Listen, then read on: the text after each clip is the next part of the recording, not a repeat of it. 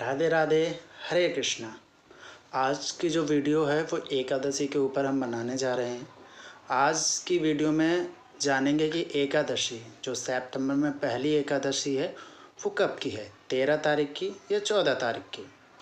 तो video start करने से पहले अगर आप चैनल पर नए हैं तो चैनल को सब्सक्राइब कर लें, अन्यथा आप चैनल को लाइक करें, शेयर करें और अगर कुछ और भी आप पूछना चाहते हैं तो कमेंट बॉक्स में कमेंट करके ज़रूर पूछें।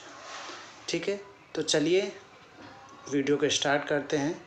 और वीडियो को स्टार्ट करने से पहले एक बार हम कृष्ण महामंत्र का जप करेंगे, उसके बाद आगे हम वीडियो स्टार्ट करेंगे। तो चलिए, हरे कृष्ण कृष्ण कृष्ण हरे हरे, हरे राम राम राम हरे हरे।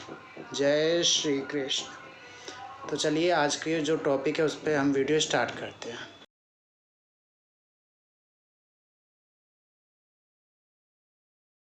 तो चलिए सबसे पहले जानते हैं कि एकादशी सितंबर में एकादशी किस तारीख की है, 14 तारीख की या फिर 13 तारीख की। ये तो हम सभी जानते हैं कि एकादशी का व्रत एकादशी की तिथि को ही रखा जाता है। अब दुविधा ये है कि एकादशी हर बार 2 दिन की पड़ती है। एक दिन वो होता है जिस दिन स्टार्ट होती है एकादशी की जो तिथि है वो प्रारंभ होती है। अब वो किसी भी टाइम प्रारंभ होती है, हो सकती है दोपहर से भी हो सकती है, शाम से भी हो सकती है और रात से भी हो सकती है। तो हम उस तिथि को एकादशी का व्रत नहीं करते। जिस तिथि में एक सूर्योदय होता है, हिंदू पुराणों में जिस तिथि में सूर्य उदय होता है वही तिथि पूरे दिन के लिए मान्य रहती है। तो इस बार जो एकादशी का व्रत किया जाएगा वो 14 सितंबर को किया जाएगा। हालांकि एकादशी 13 सितंबर से ही लग जा रही है, रात से, सुबह से नहीं रात से, यानी कि सूर्य अस्त के बाद। तो 14 सितंबर को एकादशी सूर्य उदय से ही प्रारंभ है और रात 8 बजे तक है। तो ऐसे में हम जो एकादशी का व्रत है वो 14 सितंबर को करेंगे। ठीक है, तो अब हम आगे जानते हैं कि पारण का समय क्या रहेगा।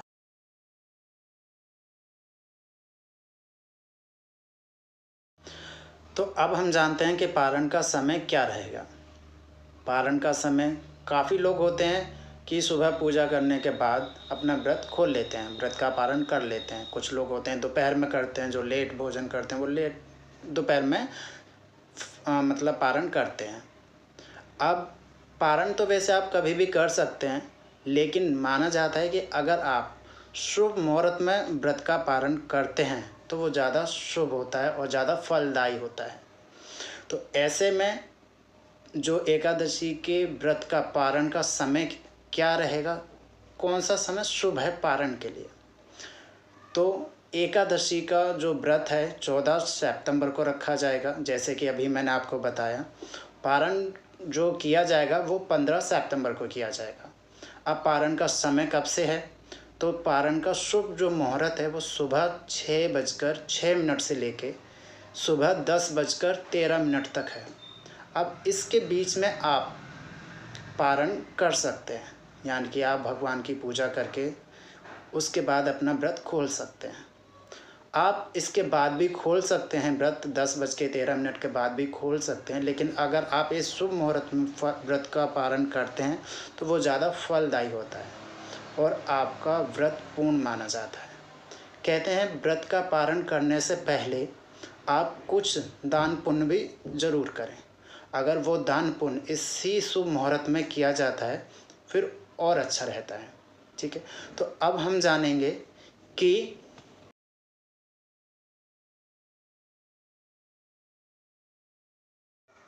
अब बात करते हैं कि एकादशी के दिन हमें क्या क्या करना चाहिए और क्या क्या नहीं करना चाहिए। वैसे तो जो लोग कंटिन्यू रखते हैं, पहले से एकादशी का व्रत करते आ रहे हैं, उन्हें तो पता ही होगा। लेकिन जो नए लोग हैं या जिन्होंने अभी रखना स्टार्ट किया है या फिर सोच रहे हैं, तो उनके लिए बताना चाहूँगा कि एकादशी को आप जितना अधिक हो सके कृष्ण महामंत्र का जप करें। तुलसी माला पर जप करना है, कृष्ण महामंत्र का जप कर सकते हैं या फिर किसी भी कृष्ण जी के मंत्र का जप कर सकते हैं। आप चाहें तो राधा रानी के भी मंत्र का जप कर सकते हैं। कहने का अर्थ है कि आपको नाम जप अधिक से अधिक करना है एकादशी के दिन। दूसरा, आप जितना हो सके उतना कम बोलिए उस दिन। कम बोलने का सेंस ये है कि किसी की निंदा, चुगली, बुराई नहीं करनी है। अगर हम कम बोलेंगे तो हमारे मुंह से दूसरों की निंदा, बुराइयां कम होंगी। अगर हम ज़्यादा किसी से बात करते हैं तो जाने अनजाने में किसी दूसरे की बुराई हमारे मुख से निकल ही जाएगी, वो हमारे लिए एक अपराध होता है। कहते हैं एकादशी का व्रत सब व्रतों में सबसे बड़ा होता है। इस दिन अगर हम कोई छोटा सा भी दान करते हैं तो उसका फल हमें कई हजार गुना ज़्यादा मिलता है। वैसे ही अगर हम कोई छोटा सा भी अपराध या छोटा सा भी पाप इस दिन करते हैं तो उसका दुष्परिणाम, उसका फल भी हमें हजारों गुना भोगना पड़ता है। इसलिए आप कम बोलें एकादशी के दिन, ज़्यादा से ज़्यादा कृष्ण महामंत्र का जप करें तुलसी माला पर। दूसरा, आप अन्न नहीं खाना है। एकादशी के व्रत में अन्न नहीं खाते हैं। हाँ, अगर आप चाहें तो फलाहार ले सकते हैं एक समय, चाहे आप दोपहर के समय ले लें या शाम के समय ले लें, एक समय आप फलाहार ले सकते हैं। अगर आप वृद्ध हैं या आपका स्वास्थ्य ठीक नहीं है तो आप दिन में 2 बार या 3 बार भी फलाहार ले सकते हैं, उसमें कोई दिक्कत नहीं है। अगर आपकी दवाइयाँ चल रही हैं, पहले वैसे आप कोशिश करिए कि अगर एक दिन आप बिना दवाई के रह सकते हैं, अवॉइड कर सकते हैं मेडिसिन को, तो बहुत अच्छा है। अगर नहीं कर सकते हैं तो आप दवाई ले सकते हैं, दवाई में कोई बाध्य नहीं है, ठीक है। आप दवाई भी ले सकते हैं उस दिन। और अब हम जानेंगे कि एकादशी के दिन पूजा कैसे करें।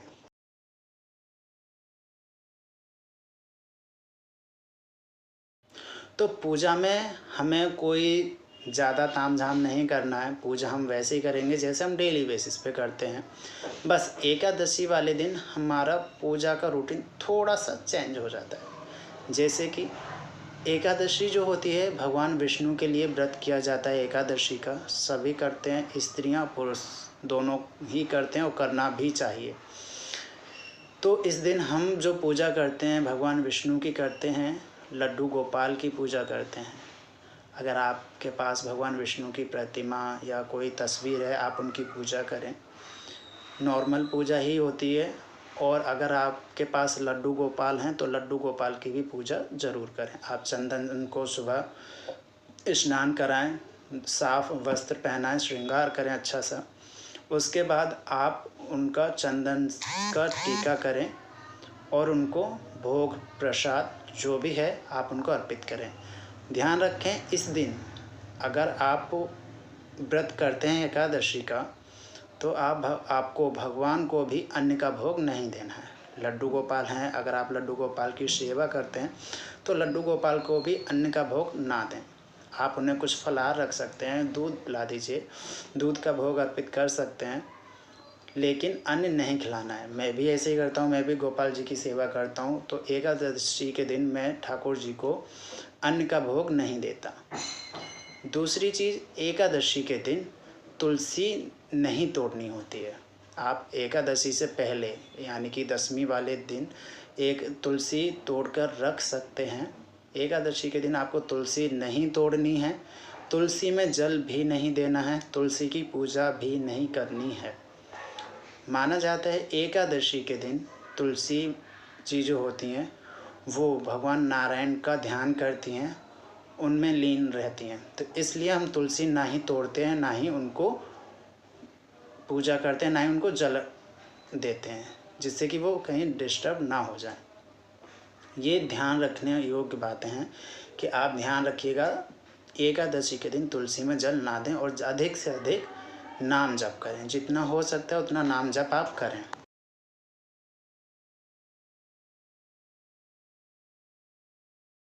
और माना जाता है कि आप एकादशी के दिन ज़्यादा से ज़्यादा दान करें, क्योंकि एकादशी का दिन एक ऐसा दिन है जिस दिन हम जो भी दान करते हैं, पुण्य करते हैं, वो कभी नष्ट नहीं होता। किसी भी पाप के फलस्वरूप वो नष्ट नहीं होता, वो हमेशा के लिए हमारे साथ रहता है। वैसे नॉर्मल हम जो भी व्रत करते हैं उनका हमें फल तो मिलता है, लेकिन जाने अनजाने में अगर हमसे कोई गलती हो जाती है तो उसका जो फल का प्रभाव है नष्ट हो जाता है या कम हो जाता है। लेकिन एकादशी का व्रत एक ऐसा व्रत है जिसका फल कभी नष्ट नहीं होता किसी भी पाप से, और किसी भी पाप से मुक्ति देने के लिए एक एकादशी का व्रत काफ़ी होता है। तो ध्यान रखें, इस बार जो एकादशी है 14 सितंबर की है। पारण का समय है सुबह 6:06 से लेके सुबह 10:13 तक का। तो चलिए वीडियो को समाप्त करते हैं। अगर आपको वीडियो पसंद आई हो तो आप चैनल को सब्सक्राइब करें, वीडियो को लाइक करें, शेयर करें। अगर आपको पसंद ना भी आई हो तब भी आप वीडियो को लाइक शेयर कर ही दें, और कमेंट में ज़रूर लिख के बता दें कि आपको वीडियो क्यों पसंद नहीं आई है, और पसंद आई है तब भी आप कमेंट ज़रूर करें कि आपको क्यों पसंद आई है। और अगर आपको ये समझ नहीं आ रहा कि कमेंट में क्या लिखें तो कुछ नहीं, तो राधे राधे लिख के भेज दीजिए। तो चलिए मिलते हैं अगली वीडियो में। राधे राधे, हरे कृष्ण।